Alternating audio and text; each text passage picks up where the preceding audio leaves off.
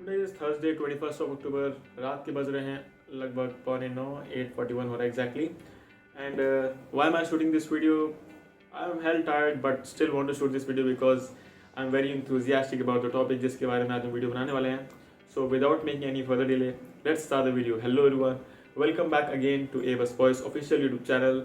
This is Trisha Sharma. Let's start the video. X-ray runway 7, hold correction runway 12, hold short runway 7, beam return. Roger that. तो ये कहानी शुरू होती है ईयर 1932 से, जब मिस्टर जे.आर.डी. टाटा यानी कि जहांगीर रतन जी दादाभाई टाटा जी ने पहली बार सपना देखा था कि हमको इंडिया को एविएशन में आगे बढ़ाना है।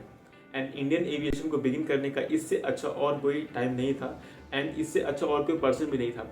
सो इसकी शुरुआत खुद मिस्टर जे.आर.डी. टाटा जी ने करी by carrying an aircraft from Karachi to Bombay carrying 25 kgs of mails at the time. And सबसे बेस्ट पार्ट ये कि ये एयरक्राफ्ट उन्होंने खुद ही फ्लाई किया था directly from Bombay to Karachi. And also very important point to note out here is that mister JRD. Tata was the first licence pilot of India. So you can believe कि वो पर्सन ने विजन देखा था एक इंडिया को एविएशन में आगे बढ़ाने का, जो खुद एक लाइसेंस पायलट था इंडिया का। Also imagine that we were capable of initiating an airline years and years before the year where we finally got our country independent from Britishers. So our story began back in 1932 when this was just named as Tata Airlines. So let me ask you one thing. अगर मैं आपसे भी पूछूं कि world की best airlines कौन सी हैं, then आप कहोगे Lufthansa, Emirates, Qatar, Singapore airlines and all these airlines. But अगर साथ ही साथ मैं आपसे ये बात बोलूँ कि एक टाइम वो भी था जब ये airlines like Singapore, Qatar, Emirates ये सब अपने एयरलाइन को रन करती थी by taking Air India as their idol, then क्या आप मेरी बात को बिलीव करोगे? I know it is very difficult to understand by seeing the current condition of Air India, but this was true. This was the legacy of Air India, the national flag carrier of India, which was soaring higher and higher in the sky, taking the golden tricolor flag onto another level. So ये कहानी उसी time शुरू हो चुकी थी। Next हमारा जो सबसे इम्पोर्टेंट इवेंट होता है वो होता है ईयर 1946 में, जब हमारी एयरलाइन जिसका नाम था टाटा एयरलाइंस, उसका नेम चेंज करके कर दिया गया था air India, the pride of India. And soon after our nation got independence, finally our government took about 49% of shares of Air India into their side. So Mr. JRD. Tata was the first person जिन्होंने एक vision देखा था कि civil aviation को India में introduce करना है. Civil aviation simply उसका ये मतलब है कि नॉर्मल पर्सन की रीच में हमको एयर ट्रैवल कराना है. So what happens is that in the year 1956 government finally decides to nationalise the entire aviation sector. Government ने डिसाइड किया कि पूरे के पूरे एविएशन सेक्टर को हम अब नेशनलाइज कर देंगे. नेशनलाइज करने का यहाँ ये मतलब है कि हम जितनी भी कंपनीज एविएशन सेक्टर में रन कर रही हैं, हम सबको एक गवर्नमेंट सेक्टर के अंदर ले आएंगे. मतलब कि सारी की सारी वर्क करेंगी just for people benefits, public sector में आ जाएगा सारा का सारा. तो उस टाइम की हमारी जो मेजर 8 एयरलाइंस थी, डिफरेंट 8 एयरलाइंस थी, उन सबको गवर्नमेंट ने मर्ज करके फाइनली बना दिया था एक एयरलाइन के अंदर, एक छत के अंदर ला दिया था. एंड उस छत को ही हम कहते थे air India. And further air India के अंदर 2 पार्ट बनाए गए थे, एक इंडियन एयरलाइंस चलता था, एक चलता था एयर इंडिया. सो इस पॉलिटिकल मूव को हम किसी का पॉलिटिक्स गेम बोलें या फिर किसी की अक्लमंदी, मैं उसमें नहीं जाना चाहूँगा. आई will not go into deep into that because अगर मैं उसमें गया तो वीडियो बहुत लंबा हो जाएगा एंड कुछ लोग बोर भी हो जाएंगे. So I will not go into that further. ये जो मूव था ये जे.आर.डी. टाटा ने पहले गवर्नमेंट को बोला था कि airline industry is a very low margin industry, meaning जो प्रॉफिट मार्जिन होता है एयरलाइन में सबसे लोएस्ट होता है. एंड इसमें सारे बिजनेस मॉडल जो हम बाकी जगह रन करते हैं वो वर्क नहीं करता है. एयरलाइन को रन कराने के लिए मोस्ट इम्पॉर्टेंटली एफिशिएंटली और प्रॉफिटेबल तरीके से रन कराने के लिए सबसे इम्पॉर्टेंट होता है कि कहाँ पे कॉस्ट कटिंग करनी है, कहाँ पे क्वांटिटी क्वालिटी इनके साथ हमको कॉम्प्रोमाइज़ करना है नहीं करना है. ये बहुत ही छोटी सी लाइन होती है जो डिसाइड करती है कि कैसे कोई एयरलाइन प्रॉफिट कमाएगी. ओवरऑल कहें तो उस टाइम पे एयर इंडिया इंडिया की शान थी. एयर इंडिया इंडिया को रिप्रेजेंट कर रही थी, not in just Indian skies but in international skies. Different airlines Air India को दिखती थी as their idol. Air India का उस टाइम मतलब ही था कि फ्लाइंग विद लग्जरी. ये लाइन था जो यूज़ करते थे उस टाइम एयर इंडिया को रिप्रेजेंट करने के लिए. बट ओवर टाइम आखिर ऐसा क्या हुआ कि एयर इंडिया इतने लॉस में जाने लगी एंड आखिरकार इतने लॉसेस में कैसे चली गई कि फाइनली एयर इंडिया सरकार के ऊपर बोझ बन गई और सरकार को बस उससे छुटकारा पाना था. फर्दर जब हम हिस्ट्री में नीचे आएंगे तो हम देखेंगे कि एयर इंडिया का जो 2 सेक्टर थे, air India international wing and हमारा जो इंडियन एयरलाइंस, ये दोनों काफ़ी ज़्यादा लॉसेस उठा रहे थे। एंड ये लॉसेस क्यों उठा रहे थे, उसकी शुरुआत ठीक उसी टाइम हो गई थी ईयर 1953 में, जब हमने हमारे इस गवर्नमेंट ने इस सेक्टर को नेशनलाइज कर दिया था। तो जब नेशनलाइज किया गया तो हमने क्या किया, सरकार ने एक एविएशन कमेटी बनाई जिसका काम था इस पूरे सेक्टर को देखना।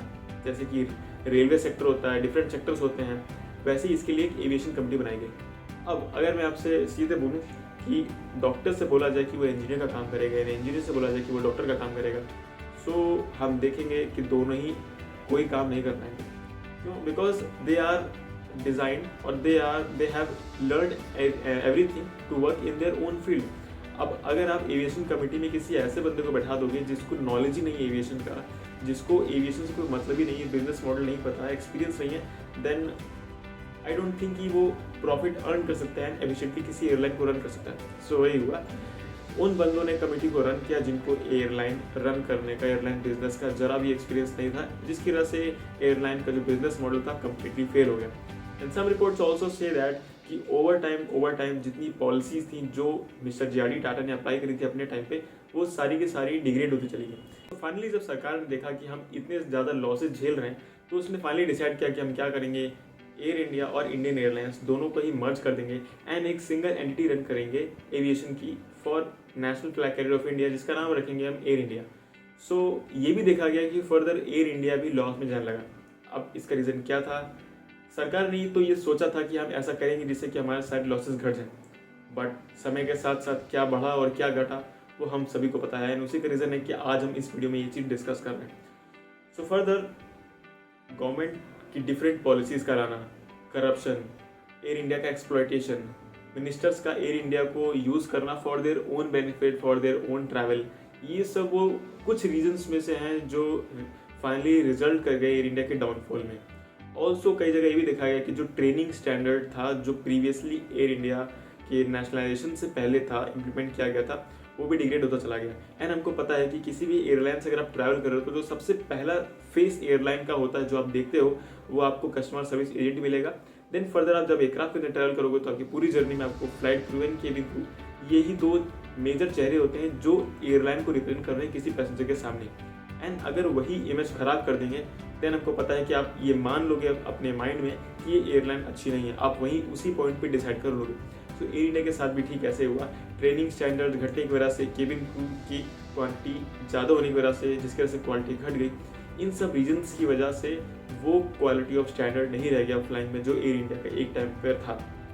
जो महाराजा मैस्कॉट एयर इंडिया को प्राइडली शो करता था, डिसिप्लिन शो करता था, एयर इंडिया का लग्जरी को डिपिक्ट करता था, अब वो नहीं रहा जो पहले था।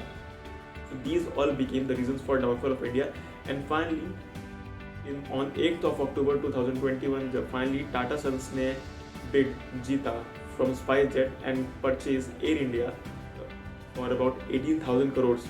I mean you can imagine Tata Sons purchased a company for 18,000 crores which was already having debt of 70,000 crore rupees. So this was seen as an historic win of Tata Sons because finally Air India was coming into the hands of their real owner, the Tata Group. So this was seen as a very big victory in aviation. हम सभी को पता है कि Tata group का India में क्या importance है एंड उनका क्या स्टेटस है, एंड वी ऑल विश कि टाटा वही एयर इंडिया की लेगेसी को वापस से ही मेंटेन करेगा इन द स्काइज। एंड चीज़ों को सेटल होने में टाइम लगेगा, I mean, इतना लॉस है उसको कवर अप करने में टाइम लगेगा, बट वी बिलीव कि समय के साथ साथ एयर इंडिया भी उसी लेवल पे आएगा जो पहले था। एंड बिकॉज क्योंकि मैंने वहाँ पे OJT किया है, बहुत सारे स्टूडेंट जिन्होंने वहाँ पे OJT कर रखा है, दे ऑल नो कि एयर इंडिया के पास एसेट्स की कमी नहीं है। जो कमी थी वो थी मैनेजमेंट में एंड सारी चीज़ों में, जिस वजह से एयर इंडिया का डाउनफॉल हुआ। एयर इंडिया के पास जितने एसेट्स हैं, अगर टाटा ग्रुप उसको एकदम सही से यूज़ करता है, जो करेगा we all believe, because of that Tata Group will try their best to bring Air India back into the skies, and we all wish good luck for Tata for this. Also, before ending the video, thank you very much to everyone for showing us immense love on our previous videos. We are seeing that you are liking our videos, so don't stop this love.